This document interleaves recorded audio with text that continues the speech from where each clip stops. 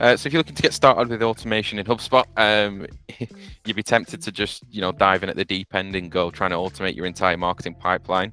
I would say don't do that. You want to start with the basics first, because the way automation works in HubSpot, you'll eventually find once you've been doing it for several months, that there's going to be lots of overlap. You're going to have all these big complex automation systems and they need to make sure they're speaking to each other.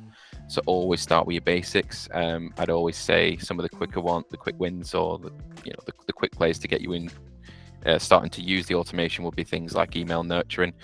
So if a new contact comes into HubSpot, get them on a nurture sequence. Not only is that giving you a bit of experience with automation, it's also then helping nurture prospects. So it's a win-win. There's a big thing with automations that companies do is they try to automate the entire end-to-end prospect to customer process, which is just not the way things should be done. Again, automation's there to make efficiencies. It's not to replace jobs that are best done by people. You want your sales reps speaking to these guys, you want them ringing them up. You don't want everything done through email. You wouldn't necessarily be able to sell, a £10 million contract through email alone. So you need to just make sure you're using it smart. You're not just trying to replace the entire process with automation. Just use it where it's necessary, and where you're making efficiencies. Things like passing information across from one sales rep to another. A deal's been won, create an automated email to send that over to the finance team to invoice it. Just look for the small, minute ways just to get yourself basically dipping a toe in the water first before you start trying to automate everything. So again, it can get quite complex when you've got full bespoke systems set up in there. So just make sure you walk before you start sprinting down with it. And then a few months down the line, how would you know that it's working? What would be some of the measures that you could look at? So some signs of automation that are working is you can actually look at not necessarily the reporting of the automation of the workflows themselves, but you can see how many people haven't been enrolled in them, how many times it's getting used every day. If you've got workflows that you set up that have only 2 or 3 people in the last 6 months, and that might be a sign that that's not doing its job. Maybe there's something to be done differently there.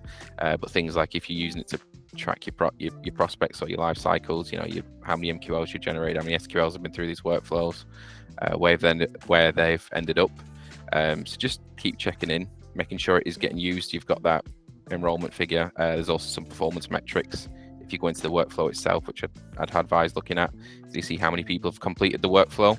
One of the big things I see is people won't actually set a goal to a workflow. They'll just create the automation. They'll have it designed. Ideally, that someone starts and then finishes it, which isn't always going to be the case. The idea being, whenever somebody gets into that workflow, you want a goal. Example being the nurture sequence.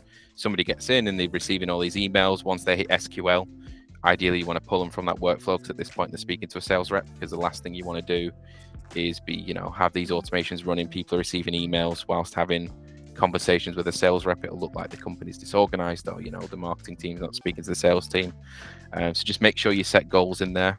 Also, again, great for you to then know whether these automation pieces are working, whether your nurture sequences are right. If you're hitting a large percentage of your people that go into these nurture sequences hit that goal, that tells you it's a good sign that the content's hitting home and you're getting these prospects successfully nurtured. Equally, if you've had it for 6 months and you've not had any prospect hit a goal, that's a sign that the automation is not working, the content's not right in those emails, or they're just not getting not getting to the end of it.